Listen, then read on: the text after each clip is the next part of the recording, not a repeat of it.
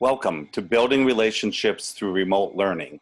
What I'm about to share is what I believe is one of the least known but most important strategies when we're working with our youth when they spend extended periods of time learning at home. Blended learning, remote learning, at-home learning, whatever you call it, it's a different structure, a different social situation than what most of our youth have ever been exposed to before. But there's ways we can help.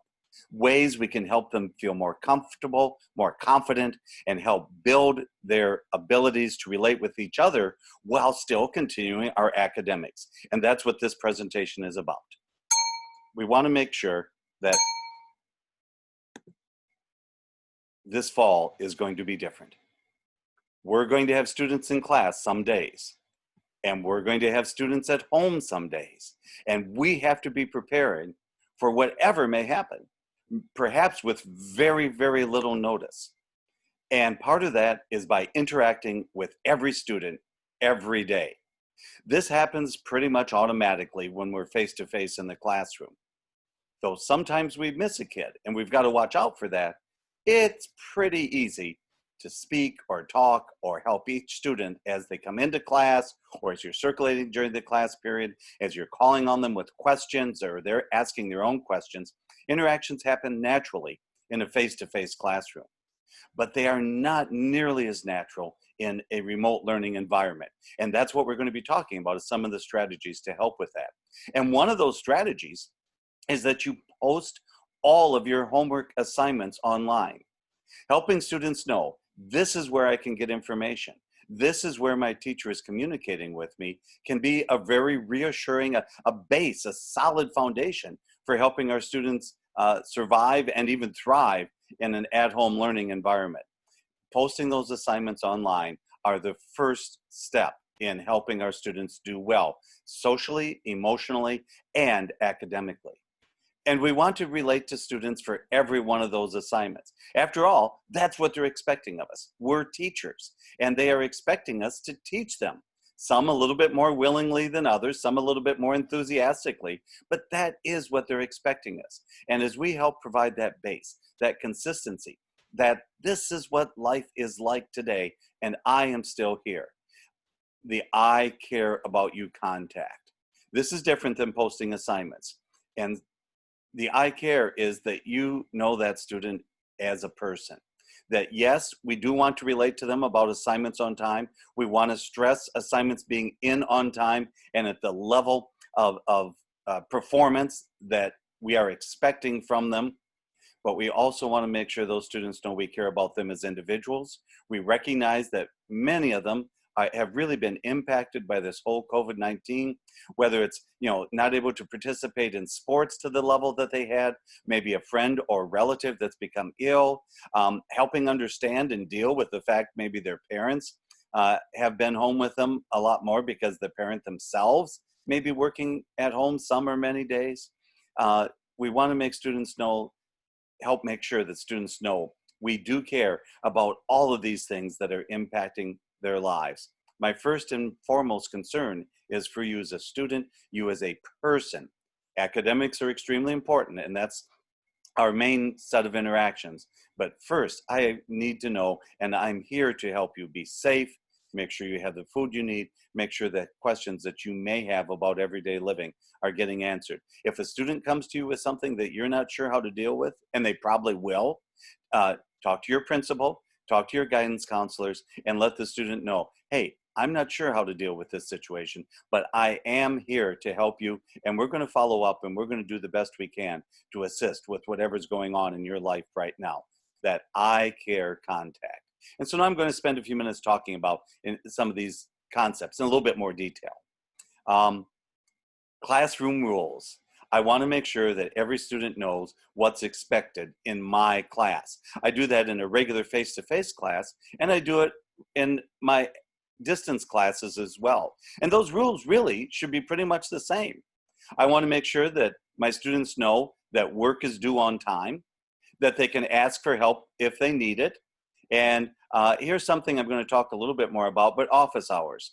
Staying in touch with students and parents are so important all the time, but especially during this COVID-19 and this uncertainty. And if we do move to at-home learning for a period of a few days, a few weeks, or a few months, we want to make sure that they know how to contact us. So I really encourage you, put together a one-sided sheet of paper, and this is for all grade levels, not just pre-K and K or early elementary, but up to high school seniors as well. Here is my classroom rules. It goes on the refrigerator so my parents can see it, I can see it. I know what's okay and I know what's not okay. And that includes posting office hours, when they can contact you. I encourage you to make those office hours when we don't have at-home learning, when it's regular face-to-face instruction going on, at least 2 times a week, during a planning period. And if you're willing, do have regular office hours in the evening. Probably 1 day a week for about an hour is sufficient, especially when we're at face-to-face learning.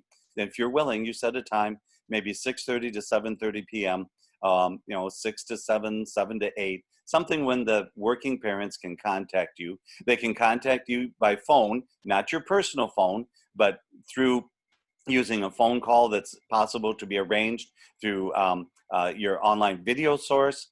And if you've got questions about that, we'll be glad to answer that. I'm not going to go into the details of that.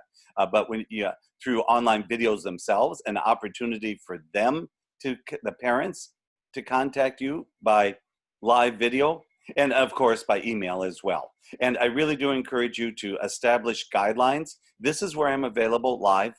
You can talk to me and I'm going to be there. If I'm not available, then leave a message and I will get back to you by, and then specify when that by is. To me, 3 p.m. the next school day is a very reasonable response rate. Talk with other teachers, with your principal, decide what's going to be the norm for you. But when I say I'm going to get back to you, it doesn't mean I'm going to answer your email or your phone message or your text at 9:30 at night. You have to reserve time for yourself as well. You have to watch out for your own social, emotional health. So stay in contact with parents, provide them opportunities to stay in contact with you. Same for students, opportunities for them to contact you outside of the regular class hour or whatever period you're working with them, but also establish rules that are going to help you maintain your own personal life as well. And we post these rules and these opportunities and how to contact me on a sheet of paper we hand out to students, and we put it on the refrigerator. Video instruction. Let me talk about that for a few minutes. I mean, you're learning by video right now. It's recorded video. So a lot of teachers, in a lot of schools, a lot of students and parents are saying, oh, I want to learn live. Well, the reason for live video is not for sharing of content. It's like, no, that's how I'm going to teach them. If you want to really share content, if you want to share information that's going to help with your learning objectives, you want that to be a recorded video. The live video, the value of live video is for you to be able to connect with students and students to be able to connect with you. It's the interaction that makes live video so valuable, not the content. For content, we want to make sure that they can review the content, that they can look at that instruction over again, especially in a disrupted, potentially disrupted learning environment. If we go to 100% at home learning, whether it's for a couple days or for many weeks, we want to make sure that content is available that's being provided by video, that content by video is always recorded and always available for that student to look at when they need it and to look at it repeatedly if necessary, if it's going to be helpful to them. Live video is the time to connect you with the student, to help build those social and emotional relationships, to let the student know you care. So one of the things that is really, really important, and yes, it's a little bit difficult, but really important, when students connect to you by live video, take the time to greet every single student individually as they connect. One way to do that I think is very effective is, let's say my class is going to start at 9:30 in the morning. I will be available in my live video class starting about 9:15 or so. And I'll let the students know that. So they're going to have 10, 15, 20 minutes to sign in. And as they sign in, I'm going to be greeting each one individually, just doing a little bit of that, non-academic care, and make so important that this first contact with you during each live video, it's positive. This is not the time when you remind them about late homework. It's not the time when you criticize them or bring up very legitimate concerns about perhaps missing class yesterday or whatever. This is where you say, hey, I know you're there. I'm glad you're there. This is short. These are not extended conversations, but just literally 10, 15, 20 seconds, 30 seconds at the most, because you've got a bunch of other students that you have to be greeting as well. Letting them know you care about them as a student, share things, maybe suggest, hey, I want to talk to you later, but again, in a very positive, supporting live. So live video connections, it's connect to the student. During the instruction, yeah, I am going to do some instruction with live video. I mean, that's the reason that I'm telling the students I want to connect is to teach them content. And I do want to teach them content. I kind of slip this social emotional in kind of behind the back door, so they have that opportunity to meet with me. During the live instruction, I'm going to do some things to make sure my students really are paying attention. I'm going to make sure that they understand that live instruction has the same rules as face-to-face. I expect you to be there. I expect you to be paying attention to me. Being in your pajamas is not okay. Eating your breakfast is not okay. I would not let you do that within my own classroom. I'm not going to let you do that during this live instruction either. It's just not permitted. When it's time for class, whether it's by live video or with me live in the classroom, you need to be sitting there. The materials you need for this class need to be available to you, and you're ready to go. And yes, it's going to be on video, so make sure that it's a place where, you can turn the camera on. It's not, oh, you can't do this because my room's, you need to find a place where that video is going to be appropriate. That's part of my expectations for you as a student. And then again, for content, I make recordings that can be available anytime. For live video, I'm focusing on the interaction with students. There's a lot more to learn about live video that I'd be glad to share with you. How to use the grid or matrix views versus speaker views and things like that. When students can turn their cameras on and off. The really, really short version of this is students turning their video on is for you to see them, not for them to see other students. The #1 classroom management strategy during live videos is that students keep their videos turned off most of the time. You will call them at specific times to turn the video back on. You interact with them and then say, okay, turn videos back off. You're watching me as the teacher. When videos of all the students are on, they're watching each other, not you. So helping them to focus on and know that you're supposed to be paying attention to me during live video, just like you are during a live face-to-face class. It helps build that structure that will keep students more academically involved and more socially, foundationally feeling, yeah, okay, this is a pattern, a schedule, an expectation, and that's going to help me feel more secure. The 15 minutes before you join, and greet every student as you join. Probably one of the most important things I can share with you today or at any time regarding building social emotional relationships and helping students feel more confident and assured and being able to survive a very unusual environment is greet them as they join your class. No PJs, no eating, no drinking, no wandering around, and then build your class schedule. Whether it's through live video or other activities, prepare for your students a printed schedule that this is what your at-home learning day would look like. For example, I might say at 8:30, I want you to begin class by logging in, checking your classroom assignments. There are going to be some things for you to work on that are going to take you, however long it might be. And then at 9:30, most days, we're going to do face-to-face live video instruction. How are you going to know which day it is? Well, first off, try and keep a very regular schedule of that. But secondly, there will be changes for whatever reasons. So normally, this is what I might share with my class. We're going to be doing live video on Mondays, Wednesdays, and Thursdays at 9:30 for about 30 minutes. I want you to connect early, and you'll see that on the schedule. Connection time is 9:15. The actual instruction is 9:30. If you're not ready to go by 9:30, you're late for class. And my expectation is that you will be on time for class. Well, what do you do before then? At 8:30, you check your assignments. You'll get a link or a verification on if we're going to be doing a live video that day. If we're not doing live video, your list of assignments. And at if you're teaching multiple content areas in the elementary, and I say, so I really want you to work on, put the most difficult subjects first. So it might well be math that you're going to have as the first thing in the morning. I want you to work on math. Here's your math instruction. From 8:30 until 9, here's what I want you to be doing. At 9 o'clock, I want you to take a short break and get ready to log in to my 9:30 class. And we're going to be covering different subjects, different day. We will normally finish up by 10 o'clock. At 10 o'clock, I want you to do reading. Build that structure, build that schedule, build your lessons to fit the schedule that you put together. There could be changes to it, and I would announce those changes in my online assignments. Building a schedule and an expectation for what home learning looks like is so important for your students. At the high school level, any departmentalized class, you have to work together as a building to try and schedule live videos. Live videos should never be longer than 30 minutes for content.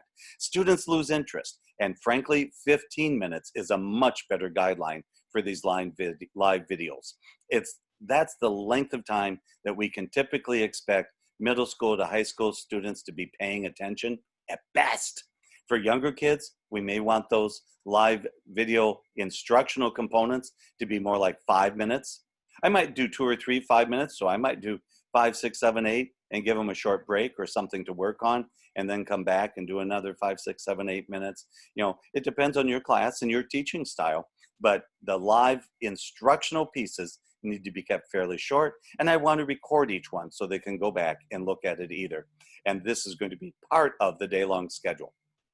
For departments, you're going to have what time your live videos normally occur, working as a building to put those together with your other teachers. So, if most students then first take Algebra 1, and then they're going to move to Chemistry 1, whatever the typical students are going, you work to try and build your live video schedule so that students can move from 1 to 1 with at least a 10 or 15-minute break between your sessions. That's another reason to keep the live video components relatively short, even at the high school level.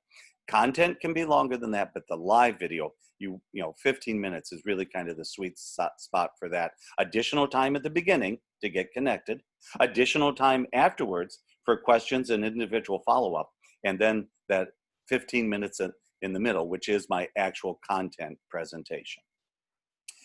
Gallery view, that's for you. That's for you to see what students are. You see on my slide here an example. That's where you have many different pictures. I ask students to turn the gallery view on so I can see them. I can make sure they're participating. Any students that doesn't follow that instruction, I make note of it and I do a follow-up. Immediately after my instruction, hey, like, Jimmy, I didn't see you online today. What's going on? We want the students to be in speaker view so they're seeing you. Students, believe it or not, they don't know how to watch videos for learning. Even high school students oftentimes don't know how to watch videos for learning. So I've got to teach them that. And this is part of building that structure, which is going to help the students feel, more secure. It's like, what's this have to do with social and emotional? As we build a structure, this is how things should be, it helps provide security to the students. And this structure that we put together for learning is something that we as teachers have a great deal of control over. We design what our class looks like, what our learning activities look like, and putting that in a consistent structure and helping students know what they're expected to do. And part of that then is videos. You may be live in the classroom, you may be at home, you may be watching a recorded video. I want you to know what you're going to learn from that video. So part of this building a structure for social and emotional learning is making sure every time you have a video or other learning resources as well, but especially for videos, they know what are they supposed to be learning. I love it when you have a worksheet or a list of questions or a list of terms that as the students watch that video, They're supposed to know what they're learning. And even very young students, well, you know, if they were live with you in the classroom, how would you know whether they understood the concept you were teaching? Think about, you know, how they can give you that feedback, how you can assess them. I'm not talking a test, but how can we determine if students are learning? And we put those activities together. For younger students, you know, our pre-K, our K, our early learning students, early elementary students, we have to get a little bit creative sometimes, and we do have to count on them having some help available, but we want to make sure the student and the person that might be helping them, the parent, the brother, the sister, the grandparent, we want to, in our lessons, in our assignments, be very, very specific and design those assignments in a way that will help these caregivers and learning partners help those students understand what's expected. So these assignment expectations, always put down what content area. You know, basically, if there's a book or a learning resource, I'm probably going to have a separate content area. So in the elementary, I'm probably going to have, I'm not going to say Mrs. Smith's assignment. It's going to be my reading assignment, my writing assignment, my math assignment, and then, very, very important, put down the due date. This is part of building that structure, is the due date. Not the date that I'm giving the lesson, the date that it's supposed to be completed, and that helps students know what they're doing. And if students have clear expectations, they're much more likely to complete. Then in the instructions, I write the instructions, especially for younger students, I write these instructions not for the student, but for the parent or the brother or sister or who may ever be helping that student learn. Read page 85 through 91, answer questions 1 through 5, on paper using pencil. So I make sure I tell them, because we're using a variety of learning resources. Some might be coming, if we're at-home learning, in a learning packet. Some might be online. Some might be from a printed workbook that they take home. So I want to make sure they know, you know, what am I supposed to do? Is it my own pencil and paper? Is it in the workbook? And then I tell them how to submit that. If we're face-to-face, so yeah, I do this exact same thing every day, even if we're not in remote learning, so they know exactly what's expected. And if we switch to home learning, it's easy for us to change what's going on. So how to submit? Turn in class on Thursday. If we go to 100% at home learning, then I change that. I'm going to say, you know, turn this in on Monday when you pick up your next week's work packet, whatever it might be. And finally, I restate what resource they use to complete the assignment. And I say this resource in terms that a parent can understand. The parent might have, you know, 2 or 3 or 4 students at home. You know, there's a whole pile of books laying on the dining room table. And we tell the parent, you're looking for the textbook with the green frog on the cover. You know, so it's very, very easy. It's not just the science textbook. It's the one with the green frog on the cover. And when you're doing worksheets and other resources, you know, if you can stay with that theme, you know, if you put a frog on all of your handout packet materials related for science, for example, again, it just makes it easier for students to identify, and for their parents and their brothers and sisters who might be helping them. Yeah, it happens. Yes, sometimes brothers and sisters do help their younger member learn, you know, so that everybody knows this is what I'm supposed to be doing. Limit screen time, just talked about that in terms of how much live instruction, but the total time on the computer daily should be, for youngest kids, about 60 minutes at the very most. Middle school, 90 minutes, high school, 2 to 3 hours maximum.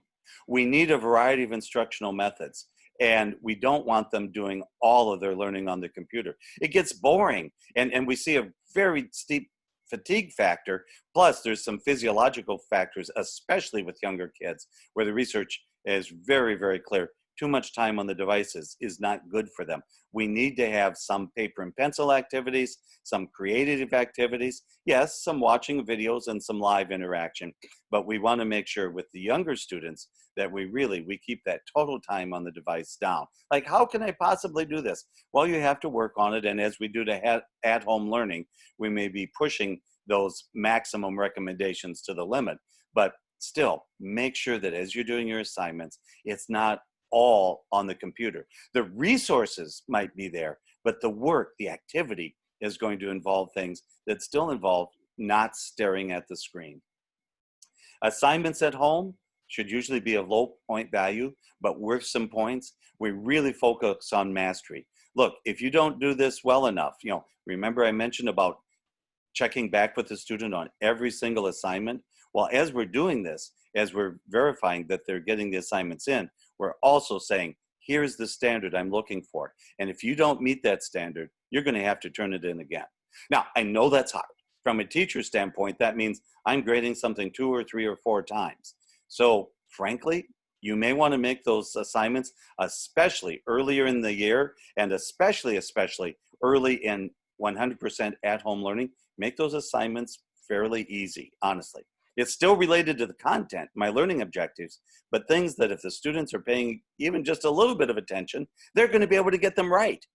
And so it's going to be easy for the students to hit that mastery level that your expectation, whether that's 80% or B plus or 7 out of 8, whatever your standard is going to be, that the students can easily achieve that with, frankly, honestly, no more than about 10 or 15 minutes effort, because that is reasonable. It's going to make it easier for you to grade it. Now, once we help the students understand you have to submit assignments at this level, we can begin to build the complexity and the amount of time they spend on them based on age, grade, and my own learning objectives and my own teaching style. But take the time to evaluate their assignments and tell them, look, if it's not good enough, you have to do it again. Very, very quickly, students will learn. If you really mean that as a teacher, if you really mean they have to do it over again, they're going to figure out it's quicker to get it right the first time. And that gets us towards our academic learning objectives. And encourage them when at home, whether you're face-to-face or via distance, encourage them to get help with parents and siblings and peers. And by writing our homework assignments carefully, by writing our homework assignments and posting them online in a way that parents will understand what the student should be doing and what resources they have to complete those assignments, it really improves the chances to, a much higher percentage of our kids are likely to be successful at home learning than what we saw this spring. We're resetting their mindset is at home is for learning, and here are my expectations for you.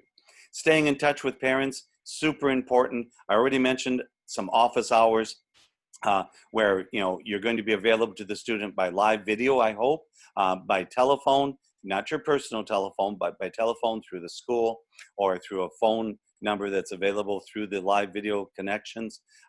Consider a teacher newsletter, especially if they're 100% at home learning.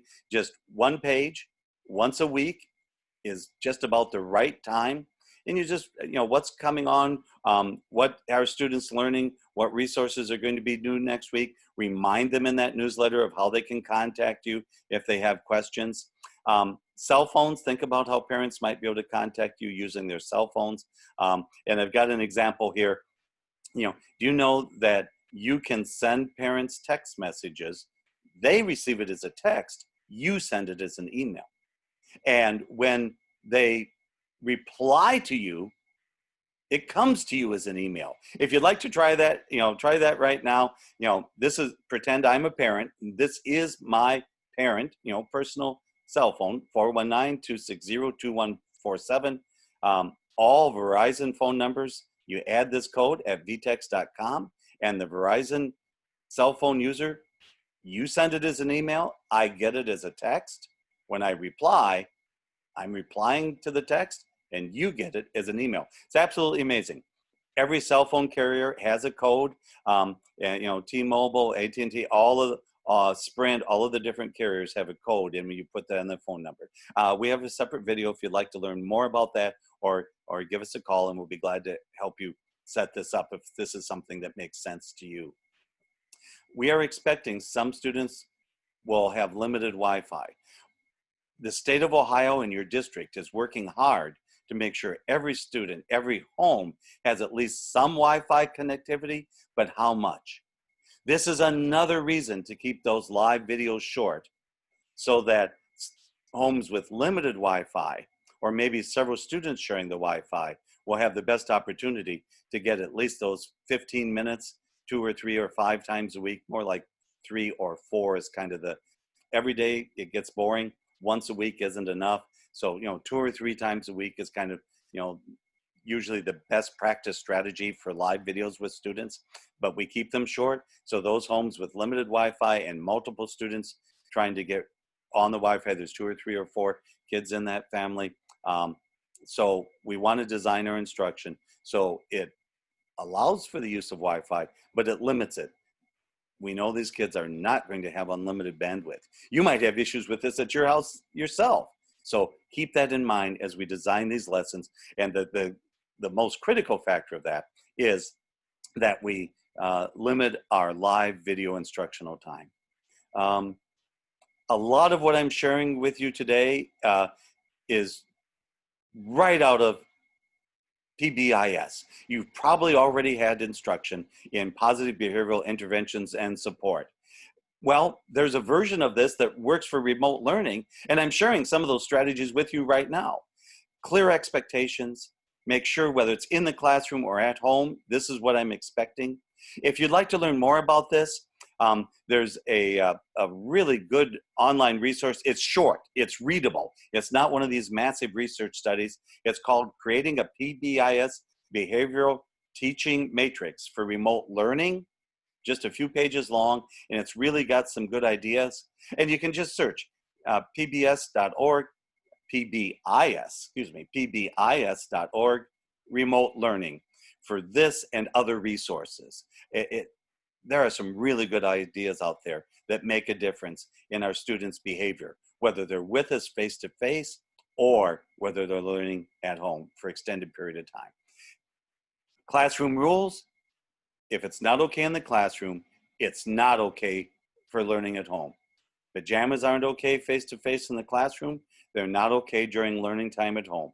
Be prepared for learning, have your tools there. This is what it's going to look like. And your assignments are expected to be on time, whether I'm at home or face-to-face. Staying in touch with parents, your office hours, again, just kind of a recap of some of the key points here. Opportunities for the parents to talk with you by phone, by email and video, the teacher newsletter, considering ways in which parents might be able to text you and you might be able to text the parents using school resources, not your own personal phone, for a variety of reasons. We do not want to use home phones for communicating with parents, and certainly not for communication with students, for privacy, data security, and a whole bunch of other very good reasons. This fall will be different. Home is for learning, for reading, for viewing, for writing, for self-checks, for practice, for doing projects. Open book is going to be okay. Asking for help from parents is okay. And searching the internet is okay. These really, honestly, they have to be the rules for at-home learning because we can't stop them from doing it. So we probably, definitely actually, want to make these same rules in force in the classroom. I want them to start learning in the classroom how to learn at home. And part of that is by keeping my classroom rules and the resources available to those students as consistent at home and in the classroom, as consistent as possible. So again, it's not okay face-to-face, it's not okay online, and that includes it's not okay for someone else complete your assignments. You need to do your own work. You can get help, you can get information, but when you go to write up, to color, to type up, I need to have you doing that, with certain very limited exceptions for students who are on an IEP that have some sort of physical disability. I don't care if your brother can type it faster or your mom or dad is going to be better. You have to be the person that actually types this into the computer. Very, very quickly. So how do I prepare students for that? Well, we're face-to-face and online. Always give them at least 2 days to have assignments turned in. And the reason I have 2 or 3 or 4 days before my assignments are due, that way they have time to tell me if they have a difficulty.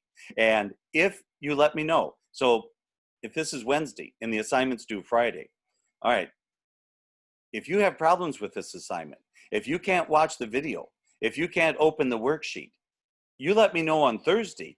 I'm going to help you, and I'm going to give you more time to complete the assignment.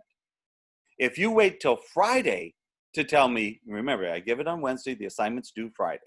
If you wait until Friday to tell me you couldn't watch the video, well, I'm still going to help you, but your assignment is still going to be marked late. My expectation is you have your assignments in on time, or we're going to look at that progressive discipline policy on what happens when assignments aren't in on time. I'm here to help you. I understand this is remote learning. Things may be different and you may need some extra help, and you're going to have a day or 2 or 3 before that's assignments to do. That's when you tell me that it's a problem for you. You couldn't get on the internet, whatever. You send me an email, you call, you let me know there's a problem, we give you more time. If you don't, the consequences for late work kick in. And students get that. They understand it. You say, well, if they're remotely, what can I do? Honestly, if they're face-to-face in the classroom, you can't force them to have assignments in on time. So you have to look at the rewards and the consequences and make them as similar as possible, face-to-face or online. And the number one thing to that is contact with the students. Let them know you care about them. I'm sure you do. I know I do. I care about my students, and if they've got something going on, a serious illness in the family, or they just had to move or whatever, I make allowances for that in terms of due dates of assignments and my expectations, what they're going to be turning in. When students know you care, first off, we're going to help them survive whatever's going on through COVID-19 or any other stresses they have in their life. And secondly, when they know you care, they're going to do better academically. Just common sense and research clearly shows students who feel they're cared about, that someone in that school values them as a person, that someone in that school is concerned when they as an individual have a problem. Students that feel they have that support at school do better academically, oftentimes much better academically than students who don't feel someone at school cares about them. So we need to care about them because we care about them as people, and we're helping them get through whatever's happening during this COVID-19, but we're also helping our academics at the same time.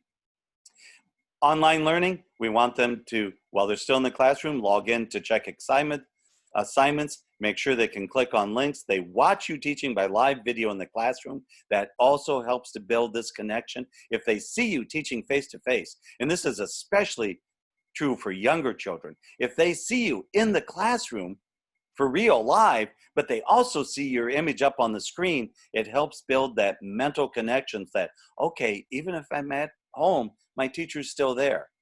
They help understand that you are a real person and you are there with them, even if not physically, electronically.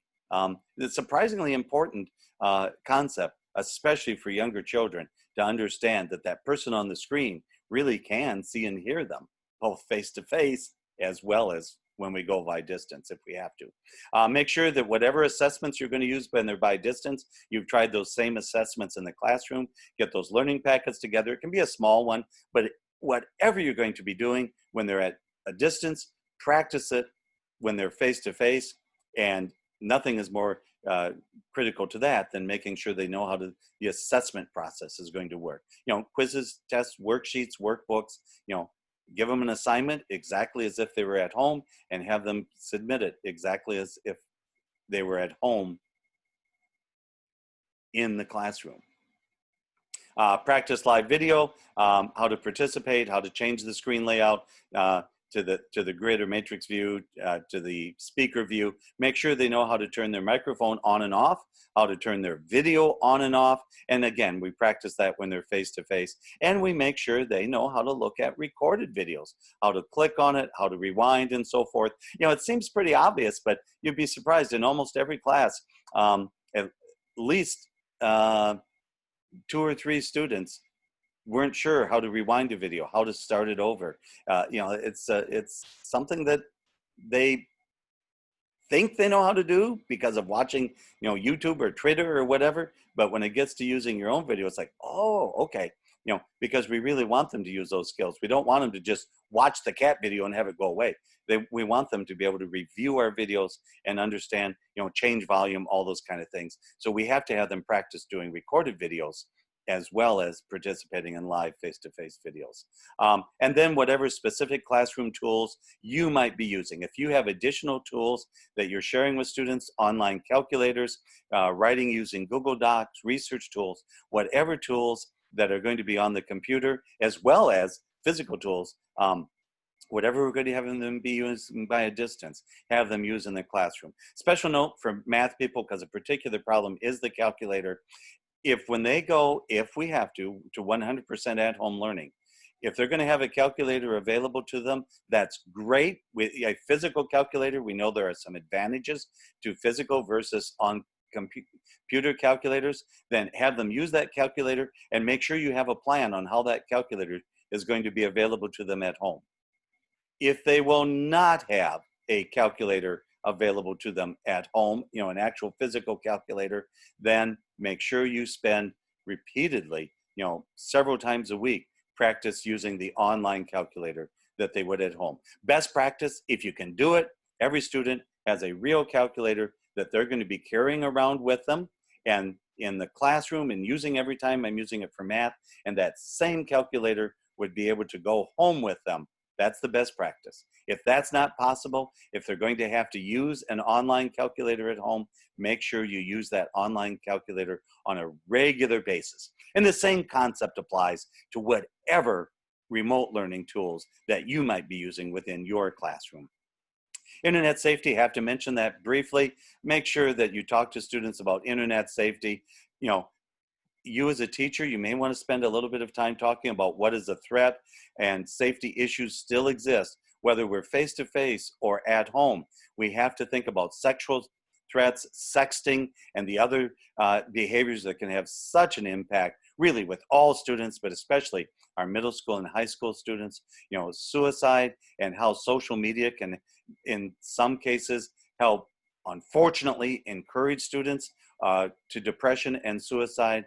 Any physical threat that might be shared online, bullying, identity theft, and college and employer reaction for our older students. Students that are 16, 17, 18 that are looking at going into the workplace. Employers are looking at your social media, guys. They have to understand that, and that needs to continue to be a part of our instruction as we prepare students for the world that they're moving into. Examples of threats. You're stupid, is that a threat? Yeah. That is an online behavior that's not okay. It's not okay if you say it to somebody in the classroom. It's not okay if you say it online. And then the more serious types of threats. I'm going to get you, you deserve to die. Let students know if they are receiving threats like that, by any means, let you know. And then you, as the teacher, contact your principal, and let's get the full force of the school, and as necessary, law enforcement, through working with your principal and your guidance counselors to help that student stay safe wherever they are, whether we're at remote learning or at home. Help the student document it. Don't delete threats. Make sure you save them, and make sure that they're available for your principal, guidance counselors, and potentially, if necessary, police to take a look at. If it's not okay face-to-face, it's not okay online. Communication with our students in words, images, including videos and numbers, and we interact with every student every day. We post assignments online, and we check every assignment, and most importantly, that we do these I care statements. PBIS for remote learning. It works. If you have questions, I'm Dr. Roger Minier. My email, Minier, M as in mother, I, N as in Nancy, I-E-R, at NWOET.org. That's M-I-N-I-E-R at NWOET.org. And if you email me, I promise I'm going to try and get back to you by 3 p.m. the next school day. Thanks for watching.